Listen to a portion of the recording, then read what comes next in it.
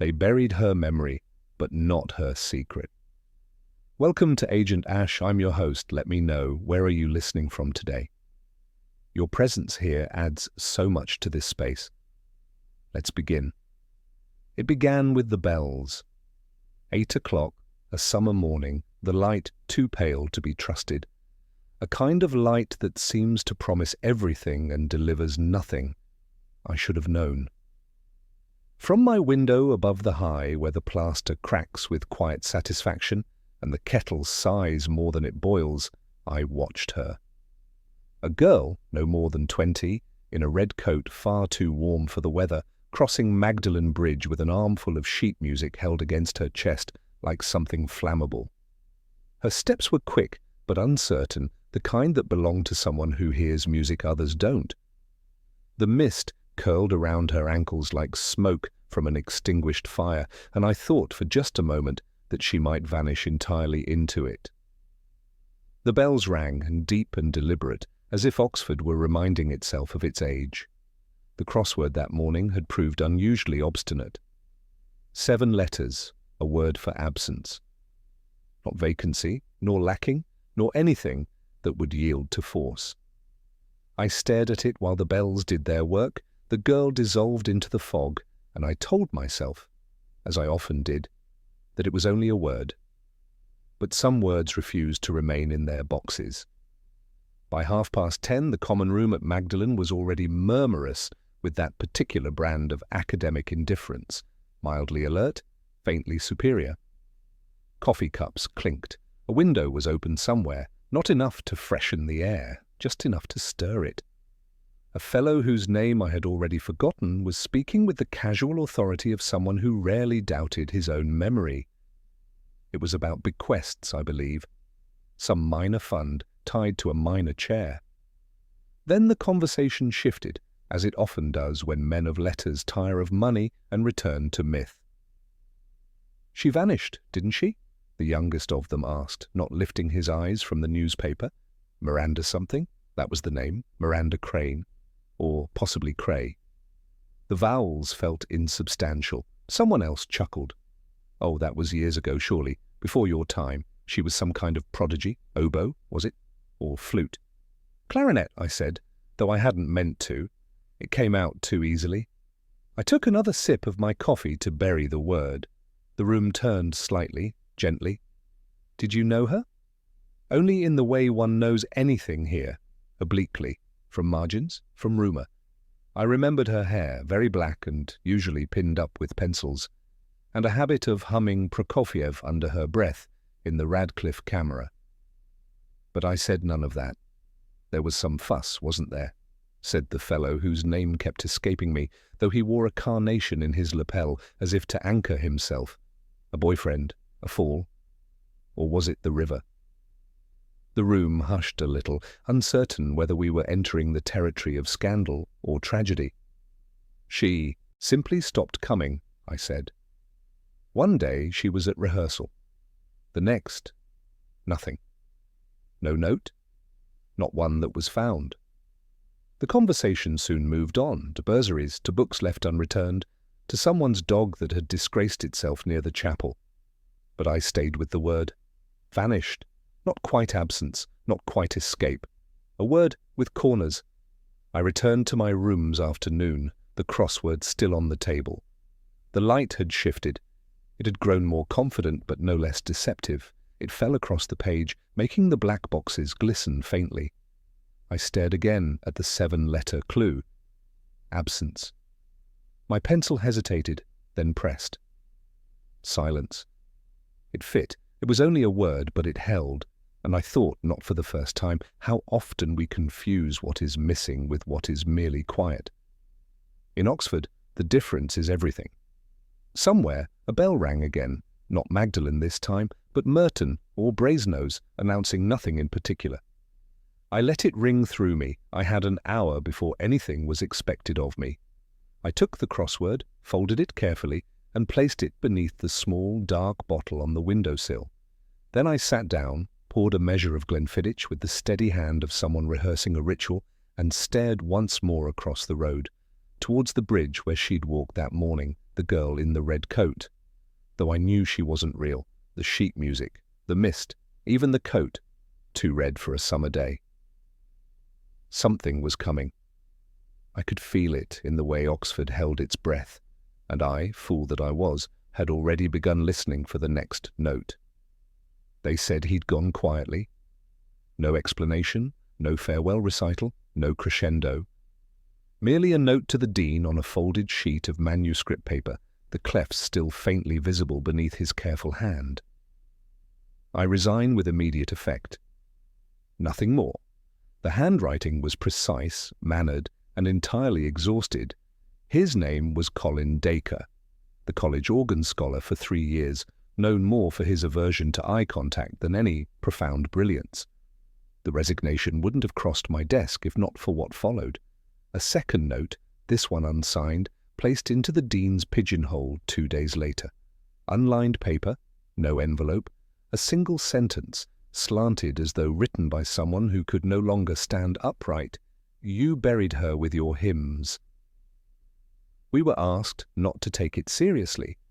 The dean, a grave man with a voice like warmed sherry, assumed it to be the work of a disgruntled baritone or some lapsed chorister with an axe to grind. But the tone of it, the rhythm of the sentence, its accusations swaddled in liturgical metaphor, pulled at something in me. An old string I hadn't touched in years. Miranda Fawkes. She'd been a soprano of particular clarity, not just in sound but in presence. She had, I recall, a way of entering a room as if she'd already been inside it. Her voice could carry a hymn across the vaults like a ribbon in Wind. And then she vanished. 20 years ago this summer.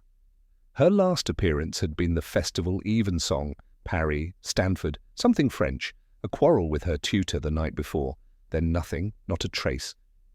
And now this note.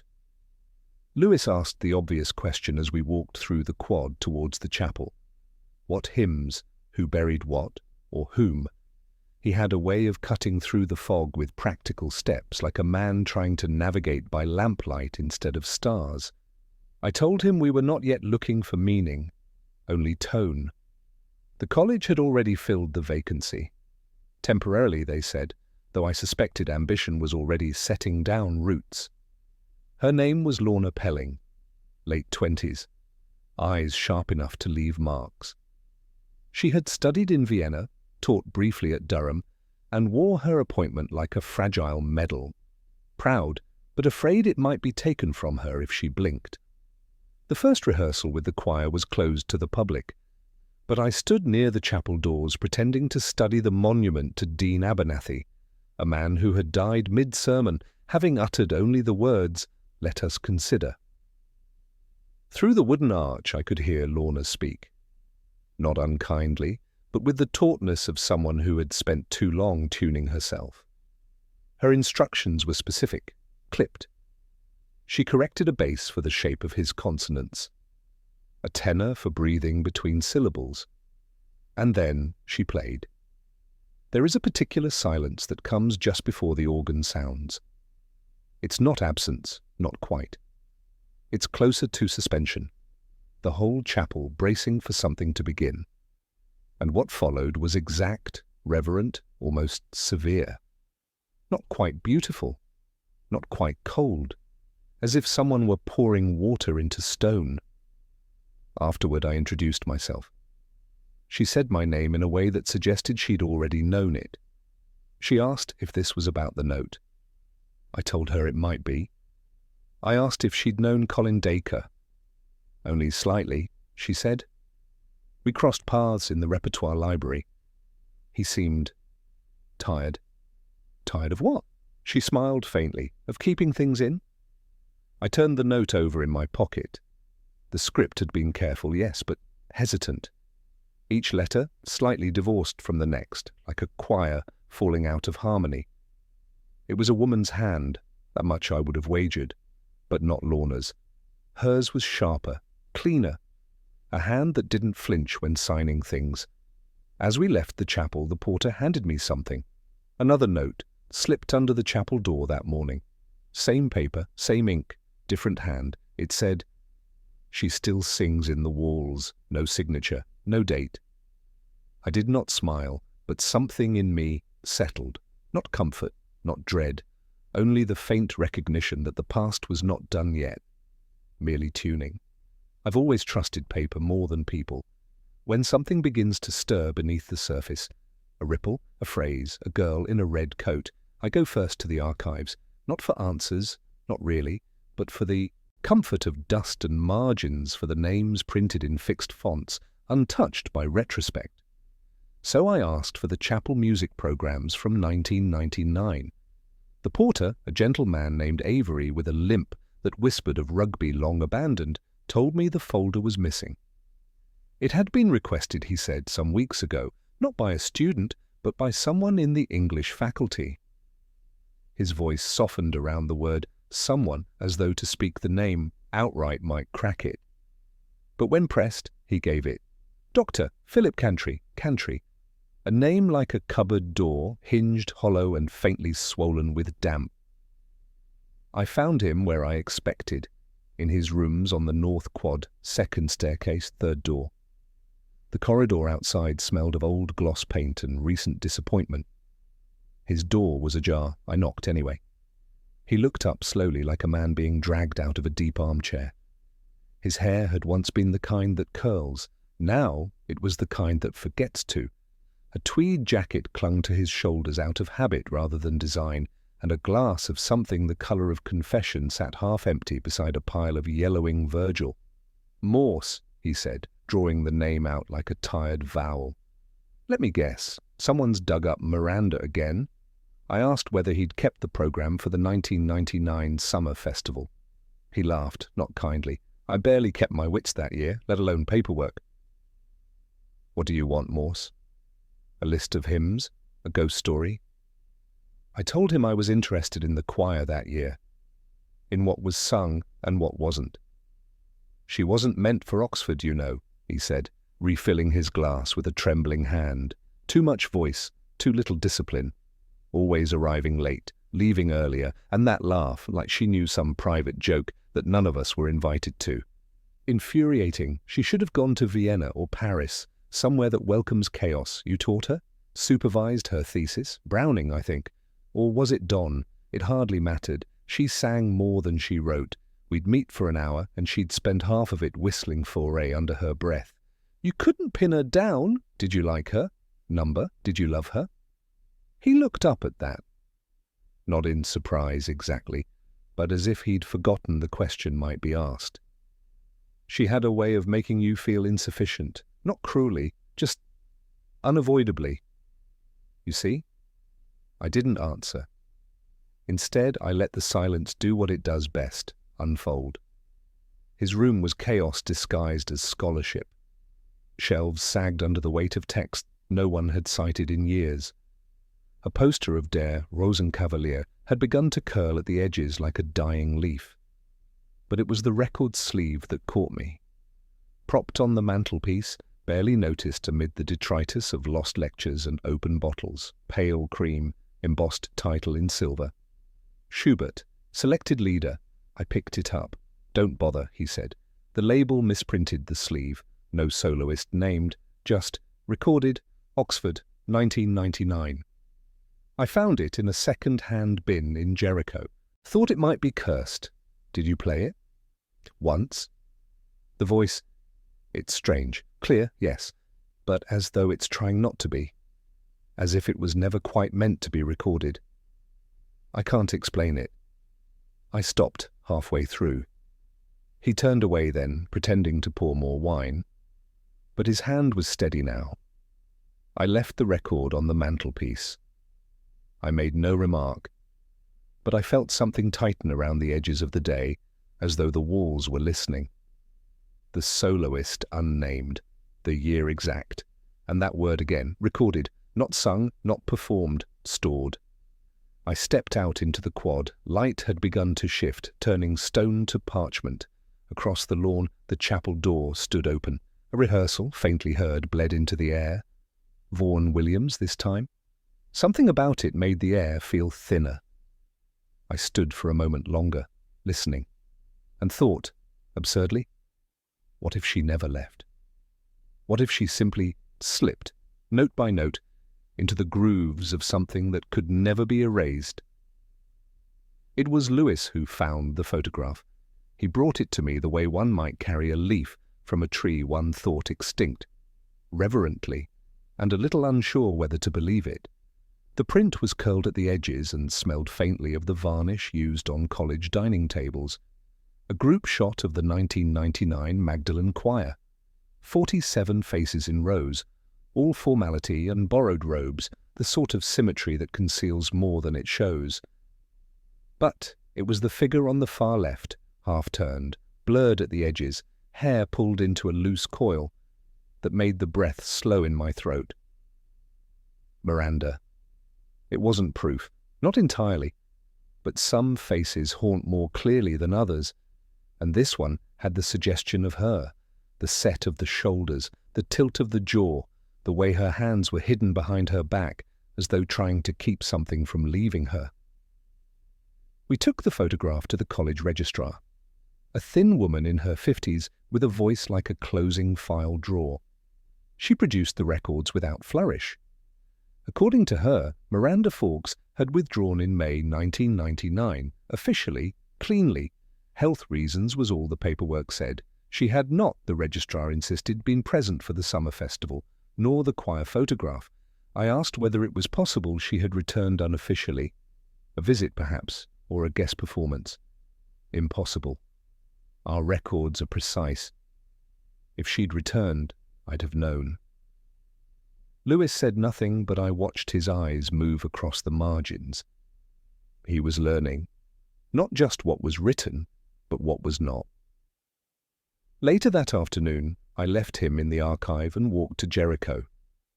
The clouds had settled low, turning the light diffuse and woolen.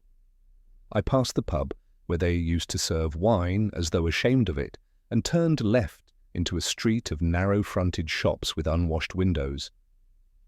Halfway down, beneath a sign so faded it read, more like a suggestion than a name, was a bookshop. No bell on the door. Just a creak, and the smell of old paper and older ambition. The man behind the counter looked up slowly. Late 60s, I guessed, corduroy and coffee stains, a beard with a mind of its own. "You took this," I said, sliding the photograph towards him. He didn't touch it, just looked. And then, after a silence that felt like it had been waiting years to be filled, Miranda. "So it is her?" "Oh yes, I remember her. She had a voice that made you ache, not just beautiful, necessary, like breath, if breath could ache." He smiled faintly, and a laugh that didn't match her sadness, too bright, like a trick she played on herself. "Do you recall when you took it?" He leaned back, thinking. "That would have been June. Definitely June. I remember because it was too hot for robes. The bases were sweating like horses, but she'd left Oxford in May. Then your papers are wrong, or someone lied. Because she was there, I spoke to her. She was quieter than usual, said she'd been away, but didn't say where." "Did she sing that day?" "Number, just stood in the back." I asked if she wanted a solo shot, but she laughed and said, "Not today. Today I'm only pretending I still belong here." "And the record?" He blinked. "What record?" "The Schubert Lieder, vinyl, anonymous soloist, recorded 1999. "Not me," he said. "I'm old school. Film, paper, light. I leave sound to ghosts, but someone recorded her." He shrugged, then looked again at the photograph, softer this time. She didn't belong to any one place. That was the trouble. She haunted herself before anyone else could. I left the shop with the photograph wrapped in newspaper. Outside, the wind had picked up, the kind that skims leaves just enough to suggest change. I walked slowly, letting the image settle in my mind. Miranda, not vanished, but returned. Not celebrated, just observed. A figure at the edge of the frame, half-turned, almost leaving, or almost arriving, the voice on the record, the name unwritten, the photograph taken after the farewell. Oxford forgets nothing. But sometimes it chooses to misplace, and Miranda Fawkes, it seemed, had not vanished. Not yet. I found it on a Wednesday, or rather, it found me. Tucked behind a row of choral catalogues no one had touched in years, its spine bowed slightly from age, its crimson cover dulled to the colour of dried blood, the missing 1999 programme, misplaced, not lost. That peculiar Oxford distinction. The archives at Magdalen are nothing if not polite. They misplace the truth gently, as if unsure whether anyone truly wants it found. It was Lewis who spotted the sliver of red behind the newer volumes. He pulled it free with the hesitation of a man unwrapping an old love letter not addressed to him. I took it without ceremony, thanked the librarian with a nod, carried it home like contraband. My flat was quiet, too quiet, the way rooms become when they know something is about to be unearthed. Outside, the rain had returned. Not a storm, just a suggestion. The sort of rain that settles into stone and thought.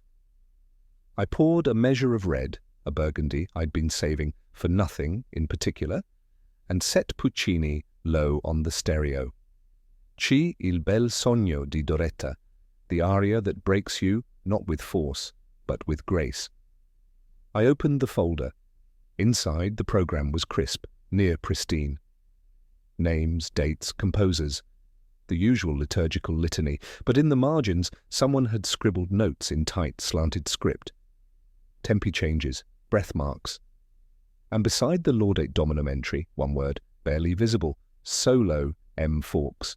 No fanfare, no boldface, just initials, enough to whisper. But beneath it, someone had tried to erase her. The original printed name, Miranda Fawkes, had been struck through, not redacted, not delicately removed, painted over with whiteout, thick, clumsy, as though the act were emotional, not administrative. I traced the edge of it with a fingertip. The correction fluid had cracked just slightly. Underneath, the ghost of the name still showed through. Fawkes, almost legible if you tilted the page toward the lamp and squinted through regret. She had sung that night, not vanished, not withdrawn, present. Why remove her? The folder's inside cover bore a second surprise, a dedication, handwritten in a looping, hesitant hand. The ink slightly faded, but personal in its rhythm. For P, still my best and worst teacher. MP, not ambiguous, not in Oxford, not in this story, Philip Cantry. I set the wine down and leaned back. There was nothing inherently sinister in the inscription, no threat, no confession. But it curled around the mind like smoke. Still my best and worst. The kind of sentiment you write only when the heart is divided, or when you want to remind someone they still reside in it. I thought of Cantry's face when I'd asked about her. The way he'd looked not at me, but beyond me, into something unfinished. I listened again to the aria. The voice on the record was different. Not Puccini, not even Schubert, but the quality was the same. A thread of sorrow running through gold, the kind of voice that could only come from someone who had held beauty and ruin in the same breath. The room had cooled without me noticing. I stood, poured a second glass I didn't want, and walked to the window. Oxford shimmered in wet stone, lamps reflected in puddles like stars misremembered. I thought of the photograph. Miranda half-turned, her hands hidden. I thought of the river. I did not sleep easily that night. Somewhere between the second glass and the final track, I drifted. Not into rest, but into the kind of dreaming that leaves you unsure whether you've returned from it. She was in the dream. Miranda, wearing the red coat I'd seen from the window that morning weeks ago, or imagined I had. She stood by the Magdalen Bridge, sheet music pressed to her chest. The water behind her was still. Too still. She said nothing, but her eyes held the music. And then she stepped forward, not into the street, but toward the river. The music in her arms scattered like birds, her coat bright against the dusk. I woke before she disappeared, but the silence she left behind stayed with me. And I knew then she hadn't been erased, she'd been hidden by someone who still listened for her voice. It was Lewis who brought her name, Mrs. Maureen Elspeth, pronounced with a touch of reverence, as though recalling a hymn only half remembered. She'd been housekeeper at Cloisters Quad until her knees gave in and her husband gave up, in whichever order one believes in fate. These days she kept a modest cottage in Wolvercote, where the wind was stronger than the tea and the silence felt earned. She remembered Miranda. That girl, she said, eyes narrowed against memory. Always humming, always barefoot in the morning, even in frost. And her room, number 4, South Stair, we never cleared it. Not for years. Lewis glanced at me and I could feel the sentence settle in his mind before he spoke it aloud. Why not? Mrs. Elspeth shrugged, but there was weight in the gesture. I suppose someone expected her back, or didn't want her truly gone. The college, it turned out, had forgotten the room. Officially reassigned, unofficially unused. Students rotated through the quad, but number 4 remained empty. A detail passed down in porter's whispers, avoided without instruction. The key still hung from its original hook in the bursary office, a little rusted, tagged in a faded hand. M.F. 1999. The lock gave reluctantly. Inside, the air was heavier than it had any right to be. Not musty, exactly. Just paused. Like a breath held for too long. The curtains had been drawn, but the fabric had thinned. Pale light slanted across a narrow bed, the kind built for reading rather than sleeping. A desk stood beneath the window, its drawers slightly open, as though expecting a return. A wineglass sat by the sill, smudged with a faint trace of lipstick, the colour of late roses. On the floor, a single worn slipper had been left just askew, the other nowhere to be seen. Lewis stepped carefully, as though afraid of waking something. She really did just vanish, he murmured. Number. Someone wanted her to. The room was not untouched but unaltered. Time had passed, yes. Dust and disuse bore witness. But nothing had been stripped or sanitized. She had not been erased. She had been left in place.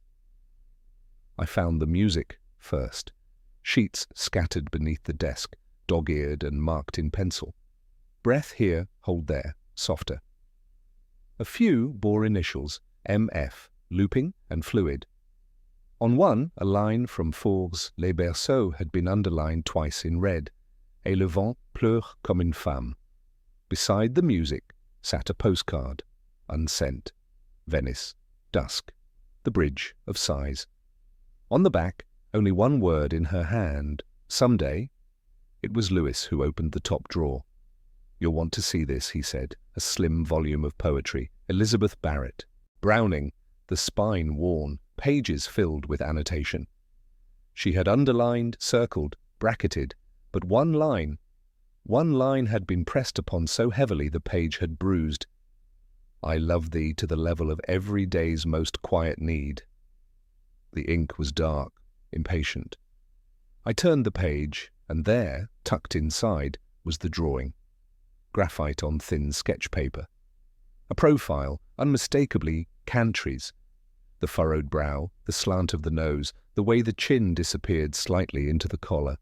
She had captured not just his features, but his fatigue, his distaste for being observed. But what stopped me was not the sketch itself. It was the way she had crossed it out.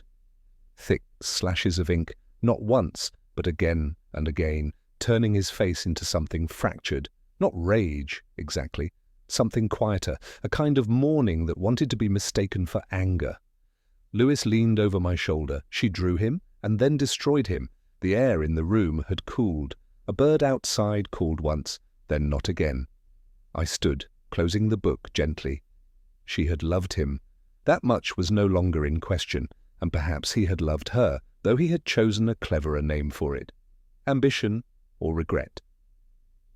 I looked once more at the wineglass, at the music, at the faint outline where a picture frame had once hung and been removed. Her room had waited, not for justice, not even memory, just the faint possibility of return. It was always going to happen in the music. The summer festival, that annual pageant of controlled joy and curated memory, arrived like it always did, in white marquees and over-polished brass, with speeches too long and wine too warm. No one ever cancelled it. Not for war, not for weather, not for the quiet ache of things that were better left unsung. Lorna Pelling took the conductor's stand with a face that betrayed nothing. Her hands, though, they trembled just slightly as she raised them. Not fear, not quite. More the tremor of someone who knows she is walking into a performance that may undo her. Rehearsal began with Elgar. Soft, somber, the kind of piece that builds slowly like the shadow of something already lost. The choir followed her lead with more precision than affection. She had earned respect, if not warmth. And then it happened. Halfway through the third movement, she staggered. Her baton clattered to the stone floor with the awful clarity of something unintended. One hand went to her throat, the other reached for nothing. Her lips parted, but no sound came. And then she folded inward, like a page being turned too quickly, collapsing at the foot of the pulpit. By the time I reached her, the teacup she'd left beside the organ was still warm, the contents a pale brown, harmless to the eye. But her breath came ragged, sharp, wrong. A porter called the ambulance. The choir stood frozen. No one moved except for one contralto who began, almost involuntarily, to hum a line of plainchant. She survived, barely. The hospital smelled of antiseptic and decisions made in haste. I found her in a private room, draped in the quiet machinery of near death. Her eyes opened as I entered, and for a moment I saw the conductor's mask slide back into place, then falter. "You think it was meant for me?" she asked. I shook my head. "I think it was meant to stop the music." She smiled faintly, and it looked like pain. Or maybe the rehearsal of pain. "They think it was aconite," she said.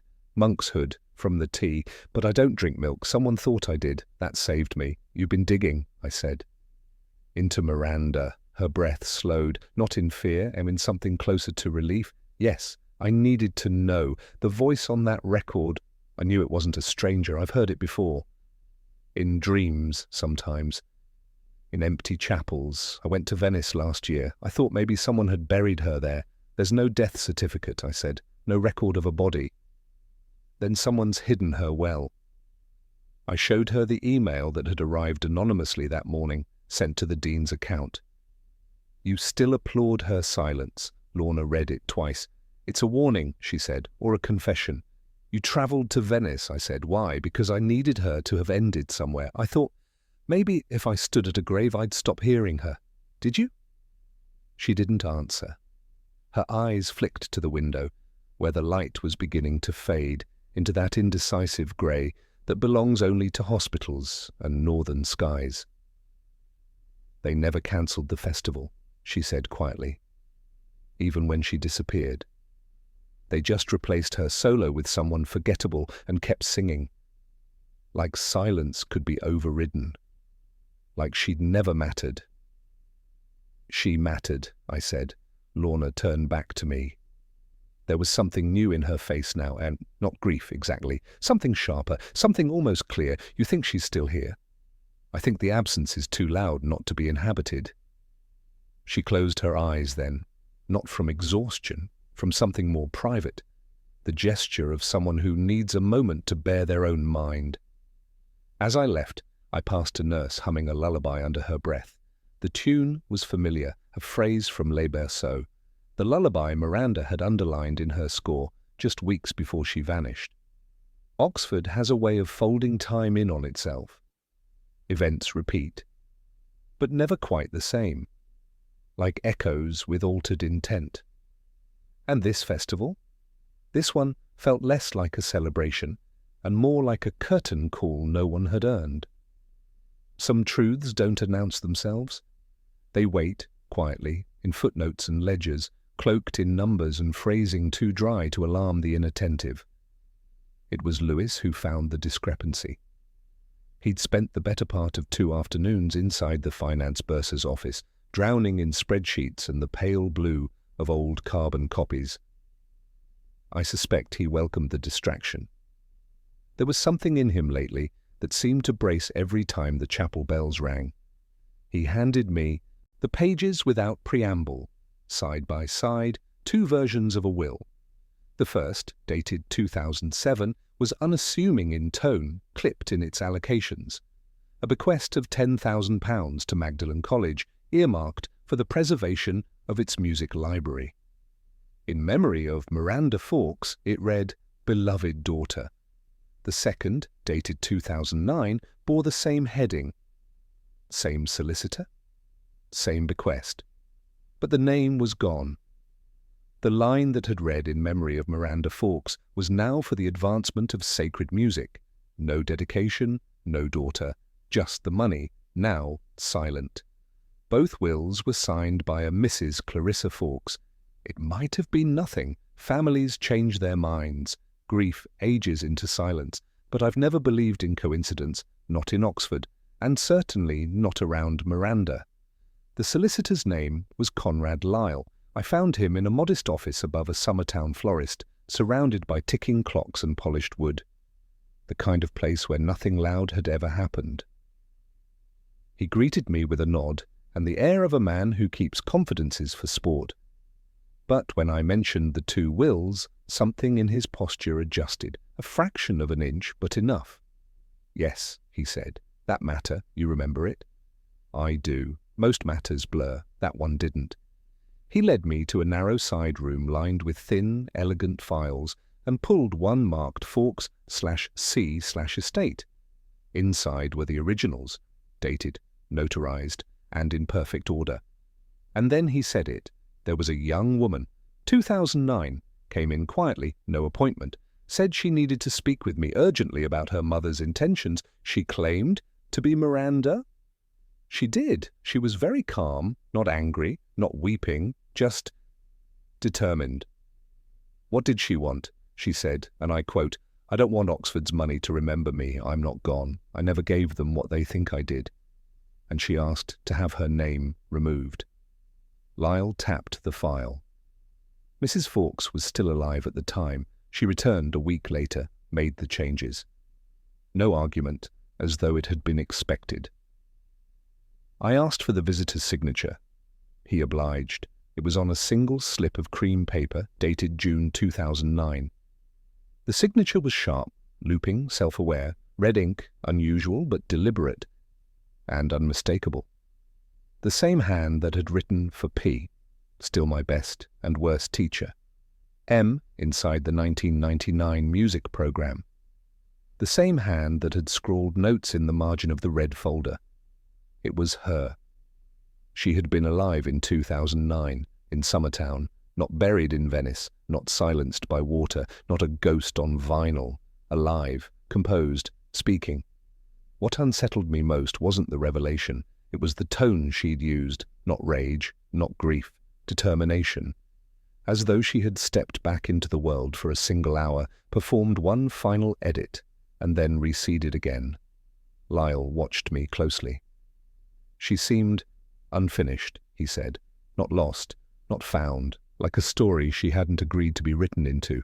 I thanked him and left, the signature folded in my coat pocket like a confession. The walk back to college was short, but the evening stretched long. Oxford shimmered under a reluctant sun, windows reflecting just enough gold to deceive. The bells at Magdalen rang 6:30, slow, mournful, too precise to be comforting. She had returned, not in triumph, not to reclaim, just long enough to erase the version of herself we thought we'd preserved. And suddenly the absence felt more deliberate than tragic, more like a final stanza no one was meant to sing. It was a misquote that gave him away. I hadn't meant to read the book again, the Barrett Browning volume recovered from Miranda's room, but something in me needed the weight of the words once more. I poured a glass of the same red I'd drunk the night I first opened the red folder and let the dusk fall without argument. The line had stayed with me. I love thee to the level of every day's most quiet need. But it was the line that followed, the one I hadn't paid attention to, that caught the breath in my throat. Miranda had underlined it. I love thee freely, as men strive for right. But beside it, in the margin, someone had scribbled, by candle and sunlight. That wasn't the line. The actual poem reads, I love thee with the breath, smiles, tears of all my life. And if God choose, I shall but love thee better after death. Earlier still it says, I love thee with the passion put to use in my old griefs and with my childhood's faith. I love thee with a love I seem to lose with my lost saints. I love thee with the breath, smiles, tears of all my life. And before that, I love thee to the depth and breadth and height my soul can reach, by sun and candlelight. Not candle and sunlight, a small change, a reversal, a deliberate one a person might make if quoting from memory, or if they had claimed those words long ago and shaped them to their own rhythm. It was familiar. Too familiar, because someone else had said it, once, carelessly, in the common room, weeks ago, while trying to sound benign. Dr. Cantry. He'd said it with the slight flourish of a man who's used a line before, a man who had worn that quote like a coat for many years, too often to notice it had frayed. I turned to the letter, the anonymous one, placed in the dean's pigeonhole. You buried her with your hymns. And the second, you still applaud her silence, both printed, both anonymous, but one bore the same inversion, by candle and sunlight, tucked into the final paragraph, as if smuggled through grief. The mistake wasn't Miranda's, it was his. I found Cantry in his rooms, though it was late and the quad had begun to empty. Students gone home, porters at half attention. The bell had struck 9, and the evening was leaning toward something colder. He answered the door without resistance, a glass of whiskey in hand, the same Schubert record playing low in the background. She was pregnant, wasn't she? He didn't flinch, just sat down as though expecting to confess. Yes, he said. She was. She told me 2 days before the festival. I thought she wanted money, or a promise. But she said she only wanted the truth. She said, they think you're a scholar. I think you're just a man afraid of being ordinary. And then she threatened to tell the college, to name me. She didn't shout. She just looked at me, the way only she could, like I was already beneath her pity. And then she disappeared. You assumed suicide? Of course. What else? There were rumors about the river, about the bridge. No note, no body, just the silence. You never looked? I waited for a month. I thought perhaps she'd come back. Then I married someone else, moved departments. I told myself it was her choice, that she'd loved the drama of leaving. She returned, in 2009, to remove her name from her mother's will. He looked up, slowly. There was something behind his eyes, not guilt, exactly. More like the shadow of something he'd once decided to forget. She never wrote to me. She didn't need to. He poured another measure. His hands had stopped shaking. Do you think she's still alive? I think she chose to leave. And I think you helped bury that choice under the weight of your fear. But she didn't drown. She walked. Then why the letters? Why now? Because the music returned. Because the festival returned.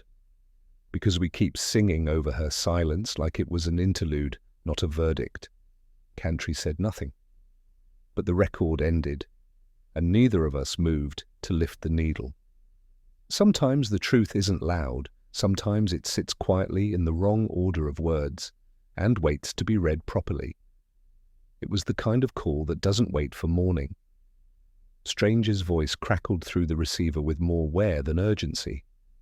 A care home in Dorset. A woman, late 40s, found wandering the lane outside, barefoot and humming. No ID, no record. But someone there, A nurse with a long memory had heard her sing. Latin, flawless, then fractured. A voice that didn't match the body said she was waiting for the choir to stop.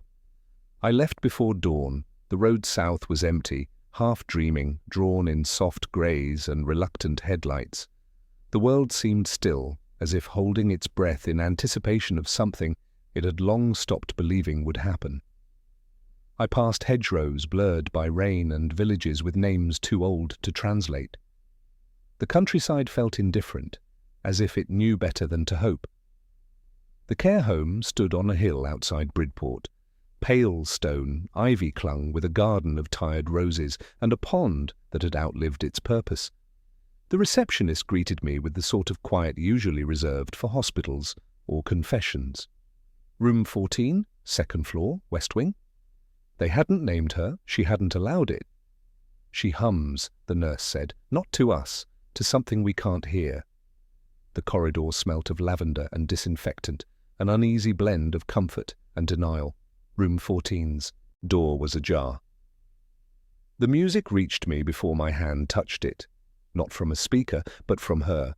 Barely a thread of melody. Latin. A hymn I half remembered from boyhood, long before cynicism took root. She sat by the window. Miranda, or what was left of her. Her hair had greyed unevenly, falling in loose waves around a face no longer sharp, but still shaped by music. There was no doubt. Time had changed her. It had not concealed her. She didn't look up. Instead, she pressed one finger to a line of sheet music that rested on her lap, a page so crumpled it resembled a confession.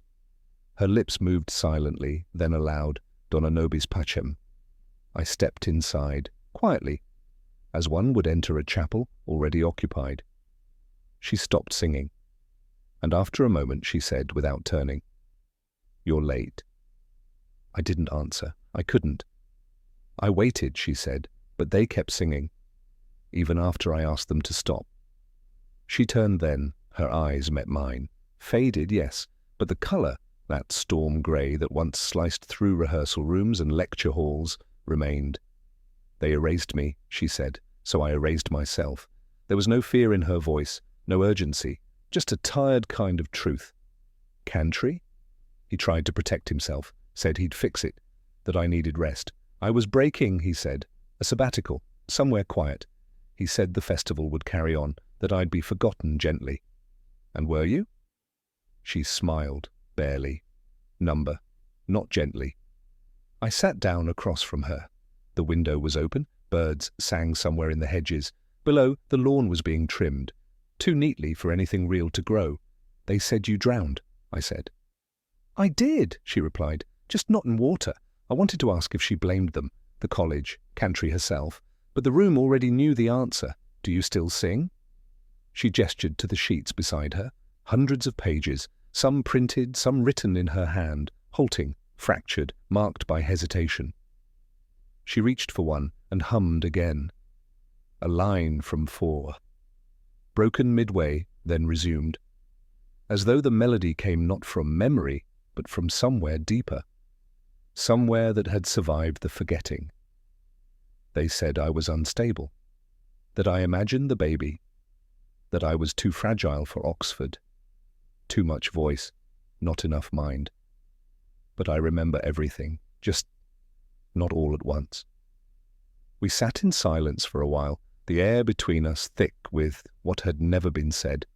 And then she asked, "Do they still hold the festival?" "Yes," I said.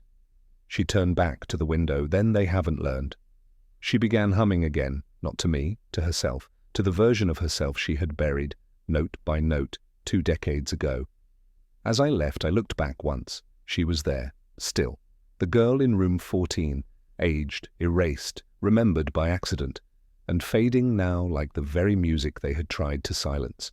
Quiet, imperfect, but irreducibly hers. Oxford glowed that evening in a way it rarely allowed itself. Gold draped over stone, spires catching the light like old men do. Compliments, reluctantly and with suspicion. The air held the hush of endings, of things closing in reverence rather than resolution. The final concert of the summer festival was held in the chapel, though the notices called it evensong, as if grief, when orchestrated, might be mistaken for tradition. I arrived early but sat at the back. Some instinct, maybe shame, maybe reverence, kept me from the front pews. From presumption, I didn't belong in the light this time. The chapel was near full. Academics in weathered robes, students newly pressed, benefactors and baritones side by side. They murmured in low tones, voices softened by expectation. The program in my hand was pale grey, unadorned, just a date, a title, Requiem for a Forgotten Voice, composed and conducted by Lorna Pelling. I hadn't spoken to her since her release from hospital. I hadn't needed to. Some conversations are held in music, some debts paid in silence. The choir entered, not as performers, but as something more restrained, acolytes, perhaps, or pilgrims. Their robes moved like smoke. Lorna followed, baton in hand, her face still drawn but steadier now, like someone who had remembered how to breathe underwater. The first movement began in whisper, strings rising not with urgency, but inevitability. The kind of music that carries grief with grace. No anger, just ache. By the third movement, the choir had found something deeper than harmony, a resonance, as though each voice was not merely singing but searching. I felt it then, the room bending slightly, not physically, not even audibly, just the sensation of something being allowed at last to surface. The final movement was brief. A single voice, a mezzo alone, carried the theme. The words were Latin, drawn from a liturgical fragment I didn't recognize. But the phrasing, it was familiar. She lingered on one line longer than the rest, held it as though unsure she had the right to release it. When it ended, no one moved. There was no applause. Only breath returned quietly to the room. And then the printed program fell open in my lap. The dedication was at the bottom of the final page, not in bold, not in italics, just 4 characters, plain and unadorned. To MFI sat there for a long time, long after the choir had filed out, long after the candles had burned low, and the organist had slipped his hymn book back into its place with a sigh. I watched the shadows lengthen across the chapel floor, creeping toward the door like reluctant epilogues. When I finally stepped outside, Oxford was gilded. The sun hovered just above the skyline, slipping behind the dreaming spires in silence. Bells began to chime, Magdalen, I think, or maybe Merton, one note after another, echoing without urgency, as if someone had remembered to call the hour not for time's sake, but for memories. I didn't speak. Not to Lewis, who waited quietly near the quad entrance. Not to the porter, who nodded in passing. Not even to the wind, which carried no answers. I simply stood, the program still in my hands, watching the bells move without hurry, without explanation. The city unchanged, and yet no longer the same. Miranda had never truly left. She had walked away, yes, into silence, into exile, into rooms where music was the only language that still recognized her. But she had never been gone, just unremembered, until now.